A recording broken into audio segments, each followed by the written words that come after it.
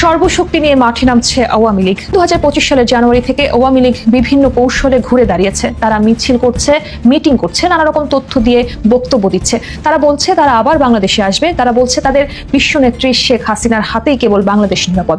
এদিকে ভয়ঙ্কর হচ্ছে 13 নভেম্বর। বাংলাদেশ জুড়ে চরম আতঙ্ক। 10 লক্ষ নেতাকর্মীর প্রস্তুত, যুদ্ধের প্রস্তুতি নিচ্ছেন শেখ হাসিনা। আনন্দবাজার পত্রিকার খবর হচ্ছে সোমবার থেকে রাস্তায় নামছে আওয়ামী লীগ, অর্থাৎ 10 তারিখে 10 নভেম্বর থেকে তারা রাস্তায় নামবে। এর কারণ 13 নভেম্বর আন্তর্জাতিক অপরাধ ট্রাইব্যুনাল শেখ হাসিনার যেই গণহত্যার মামলা তার সাজার দিন ঘোষণা করবে। এদিকে বলিষ্ঠ প্রত্যাবর্তনের বার্তা, দায় স্বীকারের সৎ সাহস দেখালেন শেখ হাসিনা।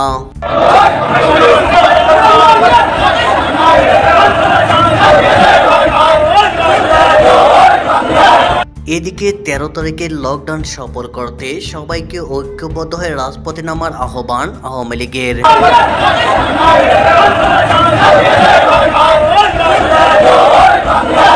এদিকে জামায়াতের গণভোট দাবি, নির্বাচন বানচালের ষড়যন্ত্র ফুঁসে উঠল বিএনপির সাফ দাবি, গণভোট হলে নির্বাচনের দিনই হতে হবে।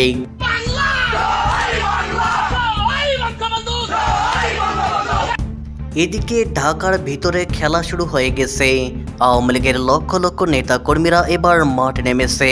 10 তারিখ থেকে 13 তারিখ পর্যন্ত ঢাকা দখলে নেওয়ার কর্মসূচি।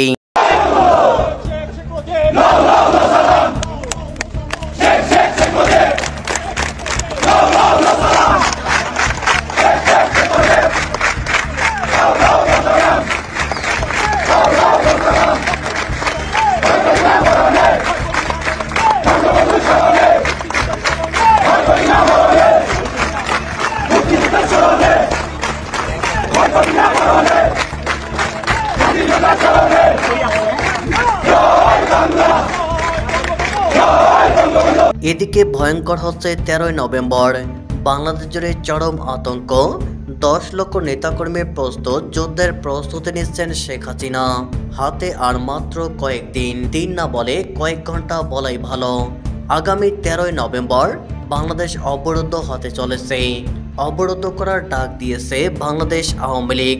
দলের তরফ থেকে বলা হয়েছে আওয়ামী লীগকে বাদ দিয়ে বৃহত্তর মানুষের সমর্থনকে অগ্রাহ্য করে বাংলাদেশে ভোট করতে দেওয়া হবে না। যেদিন তারা এই কর্মসূচির ডাক দিয়েছে সেদিনই আন্তর্জাতিক অপরাধ ট্রাইব্যুনাল ক্ষমতাচ্যুত প্রধানমন্ত্রী শেখ হাসিনার সাজা ঘোষণার দিন জানাবে। ট্রাইব্যুনালের বিচারপতি গোলাম মর্তুজা মজুমদারের শুনানি শেষে সাংবাদিকদের এক প্রশ্নের উত্তরে এই কথা বলেন। সেই প্রেক্ষাপটে দাঁড়িয়ে আওয়ামী লীগ এই কর্মসূচি নিয়েছে। দলীয় সূত্রে পাওয়া খবর উদ্ধৃত করে বাংলাদেশ এবং ভারতের একাধিক গণমাধ্যম জানিয়েছে আগামী 13 নভেম্বর বাংলাদেশে অচল করার পরিকল্পনা নিয়েছে হাসিনার অনুগামীরা। কার্যক্রম শুরু হচ্ছে অবশ্য দুদিন আগে, 10 নভেম্বর থেকে। আওয়ামী লীগের প্রেসিডিয়াম সদস্য জাহাঙ্গীর কবির নানকের কথায় গত বছর 5 আগস্ট আমাদের দলনেত্রীকে হত্যার চক্রান্ত করেছিল মৌলবাদীরা। সেটা করতে না পেরে তথাকথিত আদালতের মাধ্যমে রায় চাপাচ্ছে। 13 তারিখ ঢাকা শহরে অফিস আদালত সব বন্ধ করে দেওয়া হবে। বাংলাদেশের মানুষ মোহাম্মদ ইউনূসকে চায় না। দেশটিতে পাকিস্তানের ঘাঁটি পরিণত করা হয়েছে। বাংলাদেশ এখন জঙ্গি রাষ্ট্রেই নামান্তর।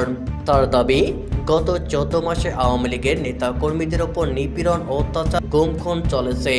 জাহাঙ্গীর কবির বলেন, কিন্তু আওয়ামী লীগের ডালপালা অনেক দূর পর্যন্ত বিস্তৃত। এই প্রসঙ্গে তিনি আইয়ুব খান এবং এরশাদের নাম উল্লেখ করেন। তিনি বলেন, আইয়ুব খান এরশাদও আমাদের শেষ করতে পারেনি। গত এক সপ্তাহে সমস্ত নিষেধ উপেক্ষা করে জেলা সদরগুলিতে মিছিল হয়েছে। আমাদের নেতাকর্মীদের দেয়ালে পিঠ থেকে গিয়েছে, তাই প্রত্যাঘাতের সময় এসেছে। এদিকে ভারতের একটি গণমাধ্যমের প্রতিবেদনে বলা হয়েছে আওয়ামী লীগের কর্মসূচিকে প্রতিহত করতে বিরোধীরা একজোট হয়েছে। আগামী রবিবার 9 নভেম্বর থেকে তারা রাজপথে নামার সিদ্ধান্ত নিয়েছে।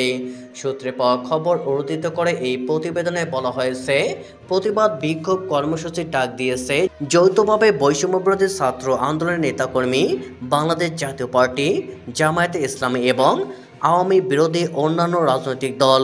মোহাম্মদ ইউনূসের প্রেস সচিব শফিকুল আলম চৌধুরী জানিয়েছে আওয়ামী লীগ একটি ফ্যাসিস্ট রাজনৈতিক দল।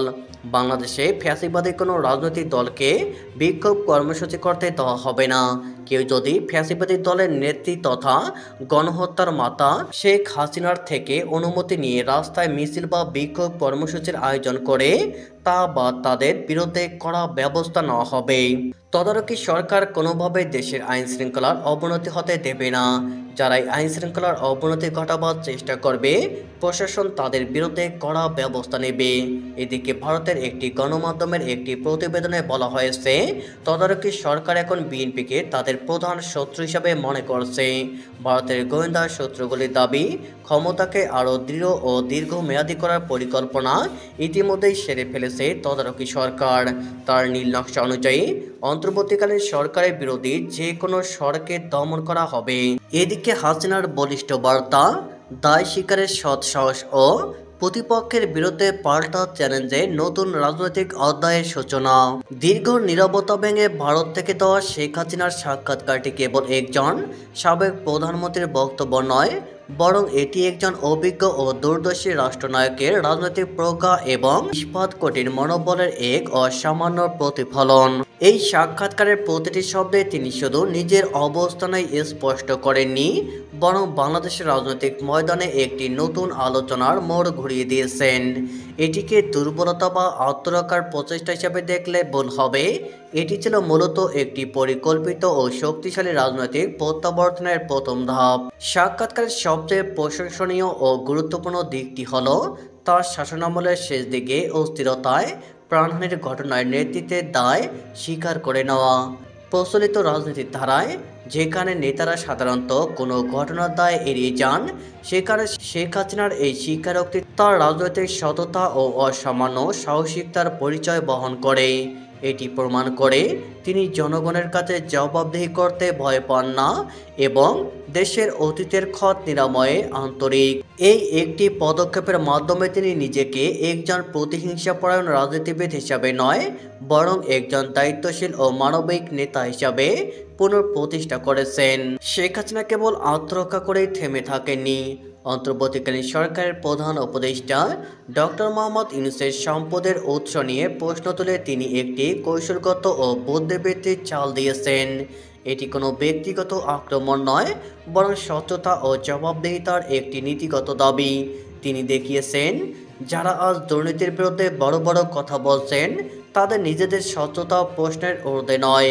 এই পাল্টা চ্যালেঞ্জের মাধ্যমে তিনি আলোচনার মোড় নিজের দিক থেকে সরিয়ে প্রতিপক্ষের দিকে ঠেলে দিয়েছেন এবং প্রমাণ করেছেন যে তিনি রাজনৈতিকভাবে এখনও কতটা বিচক্ষণ ও অপ্রতিরোধ্য। সাক্ষাৎকার জুড়ে শেখ হাসিনা এবং তার দল আওয়ামী লীগের নির্বাচনে অংশগ্রহণের প্রবল আগ্রহের কথা ব্যক্ত করেছেন। এটি গণতন্ত্রের প্রতি তার ও তার দলের অবিচল আস্থারই বহিঃপ্রকাশ। তিনি দেখিয়েছেন যে আওয়ামী লীগ কখনো পিছনের দরজা দিয়ে ক্ষমতায় আসেনি এবং জনগণের ভোটের মাধ্যমে দেশ পরিচালনা করতে চায়। তার এই অবস্থান দেশের গণতন্ত্রকামী মানুষ এবং আন্তর্জাতিক মহল উভয়ের কাছে একটি ইতিবাচক বার্তা দিয়েছে। এদিকে জামায়াতের গণভোট দাবি, নির্বাচন বানচালের ষড়যন্ত্র ফুঁসে উঠল বিএনপি। বাংলাদেশের জাতীয় সংসদ নির্বাচনের আগে জামায়াতে ইসলামী ও সমমনা 8টি রাজনৈতিক দলের গণভোটের দাবি নির্বাচন বানচালের ষড়যন্ত্র, এমনই মন্তব্য করে কার্যত ফুঁসে উঠলেন বিএনপির মহাসচিব মির্জা ফখরুল ইসলাম আলমগীর। শুক্রবার বিকালে রাজধানী ঢাকার নয়াপল্টনে বিএনপির কেন্দ্রীয় কার্যালয়ের সামনে শোভাযাত্রা ও সমাবেশের আগে মির্জা ফখরুল ইসলাম আলমগীর এসব কথা বলেন। বিএনপি মহাসচিব বলেন, একটা রাজনৈতিক দল কয়েকটি দল নিয়ে জোট বানিয়েছে। তারা নির্বাচনের আগে গণভোট দিতে সরকারের উপর চাপ সৃষ্টি করছে। যদি গণভোট হয় তবে জাতীয় নির্বাচনের দিনই হতে হবে।